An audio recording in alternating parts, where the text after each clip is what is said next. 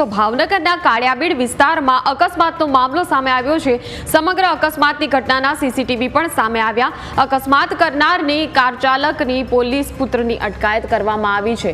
સમગ્ર અકસ્માતની ઘટનાના સીસીટીવી સામે આવ્યા છે। એલસીબીમાં ફરજ બજાવતા એએસઆઈના પુત્રની અટકાયત કરી છે।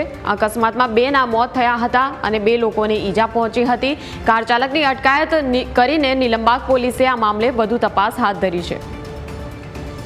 જે પ્રકારે અકસ્માતનો મામલો આ સામે આવ્યો હતો અને ત્યારબાદ તરત જ પોલીસે કાર્યવાહી કરી છે। ભાવનગરના કાળિયાબીડ વિસ્તારમાં અકસ્માતનો આ મામલો છે। સમગ્ર અકસ્માતની આ ઘટના સીસીટીવીમાં કેદ થઈ હતી। આ એ જ દ્રશ્યો છે કે કઈ રીતે આ આખો જે અકસ્માત છે તે સર્જાયો હતો, કઈ રીતે આખી કાર જે છે તે ફંગોળાય છે અકસ્માતને પગલે। સમગ્ર અકસ્માતની ઘટનાના આ સીસીટીવી હવે વાયરલ થઈ રહ્યા છે। અકસ્માત કરનાર કાર ચાલક પોલીસ પુત્રની અટકાયત કરી લેવામાં આવી છે।